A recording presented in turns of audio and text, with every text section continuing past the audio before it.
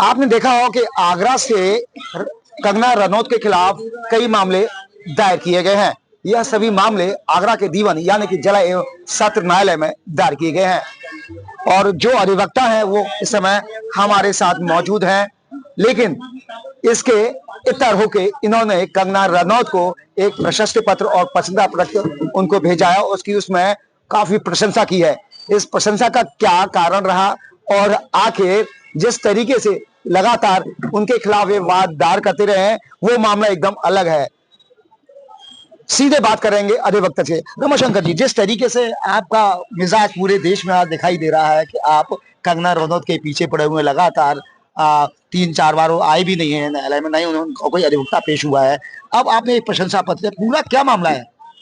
ऐसा है, कंगना रनौत ने देश के किसानों को बुरा भला कहा जी, और यहाँ तक कह दिया था कि जो दिल्ली बॉर्डर पे 15 महीने किसान बैठे थे जी, काले कानून के विरोध में, वहाँ हत्याएं हो रही थी, बलात्कार हो रहे थे और अगर देश का नेतृत्व मजबूत नहीं होता तो देश में अलगाव पैदा हो जाता, मतलब बांग्लादेश जैसे हालात पैदा हो जाते जी, क्योंकि उन्होंने किसानों का अपमान किया। फिर उन्होंने एक ट्वीट किया था 2021 में, ये कहा था कि गाल पे चांटा खाने से भीख मिलती आज़ादी नहीं, और 1947 में जो आज़ादी मिली है वो हमें महात्मा गांधी को भीख के कटोरे में मिली है। इसका मतलब ये हुआ कि तमाम शहीदों ने, क्रांतिकारियों ने अपनी फांसी के फंदे, फांसी लगी उनको, तमाम सेनानियों ने जेलें काटी, जलियांवाला कांड जैसा हुआ तो हजारों लोग मारे गए, कुर्बानियां दी गई, वो सब बेकार हो गया। और ये कह दिया कंगना ने कि असली आज़ादी सन 2014 मिली है जब नरेंद्र मोदी सरकार सत्ता में आई है। तो ये चीज हमको गवारा नहीं। देखिए, हम वकील हैं लेकिन पहले देश के नागरिक हैं। मैं किसान का बेटा हूं और किसान, मैंने खेती भी की है, तो मुझे लगा कि मेरा भी अपमान हुआ है किसानों के साथ साथ। अन्नदाता का अपमान पूरे देश का अपमान है और शहीदों का अपमान पूरे देश के प्रति राष्ट्रद्रोह है। मैंने वो मुकदमा दायर कर दिया और उसमें कंगना को तलब करा के रहूंगा। कोर्ट अपना काम कर रहा है। 8 फरवरी को निश्चित तौर से उसमें अच्छी सुनवाई होकर के उनके खिलाफ एक्शन लिया जाएगा। लेकिन कंगना ने, मैंने 18 जनवरी को सारे समाचार पत्रों में पढ़ा और आप लोगों के चैनल पर भी देखा कि उन्होंने इमरजेंसी फिल्म बनाई है और इमरजेंसी में उन्होंने इंदिरा जी ने इंडिया के लिए क्या किया, ये सारा सब कुछ उन्होंने उसमें प्रस्तुत किया है।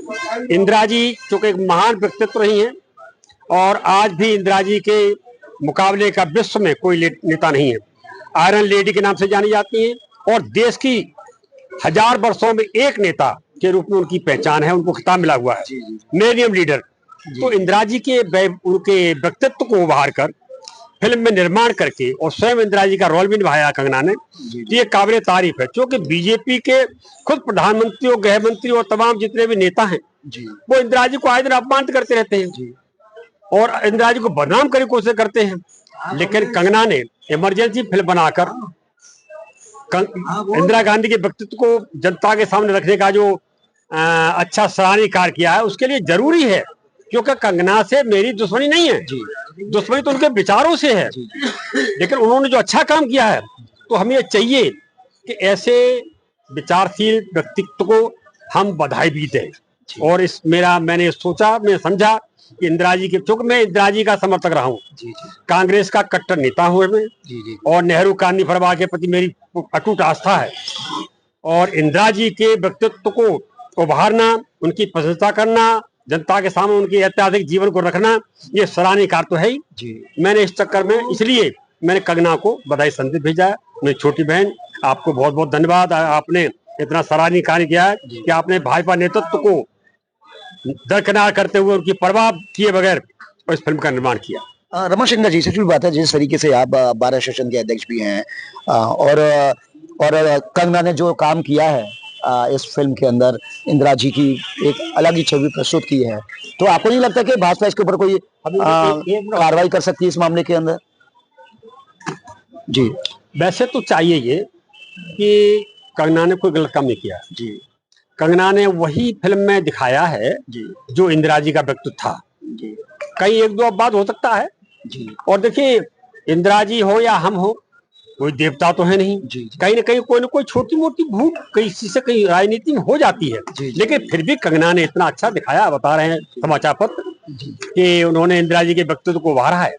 तो बीजेपी के नेतृत्व को इस पर उनके खिलाफ एक्शन नहीं लेना चाहिए, प्रशंसा करनी चाहिए। खुल के अगर देश के साथ बीजेपी का नेतृत्व है तो देश की जनभावना इंदिरा जी के साथ आज भी है।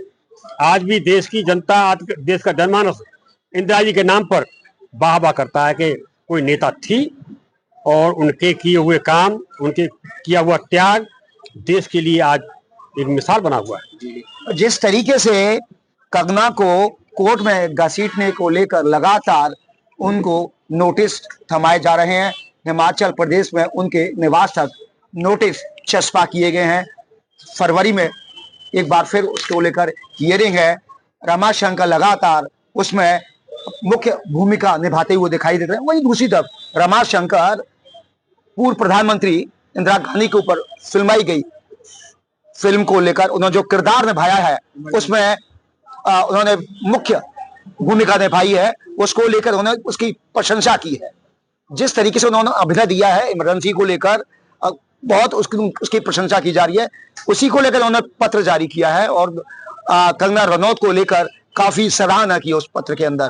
तो दो चरित्र इधर वकील साहब के दिखाई दे, उनका रमाशंकर जी का साफ कहना है कि दोनों में भिन्नता है। एक तरफ उन्होंने जहां किसानों का, देश के किसानों का अपमान किया था, थप्पड़ मारने की बात कही थी, तो वहीं दूसरी तरफ आज उन्होंने एक अभिनेत्री के नाते, एक भारतीय नागरिक के नाते इंदिरा गांधी के चरित्र को पूरी दुनिया के पटल पर रखने का काम किया, जिससे उनकी एक बार फिर छवि दुनिया के सामने आई है। अब देखना होगा कि जिस तरीके से रमाशंकर जी लगातार कंगना रनौत को घेरने का काम कर रहे हैं, वो आगे चलकर कोर्ट इस मामले में क्या कार्रवाई करता है और जो फिल्म कंगना की आई है उसको लेकर देशवासियों और दुनिया भर के लोगों की क्या प्रतिक्रिया है। प्रदीप रावत, उत्तर प्रदेश टाइम्स, आगरा।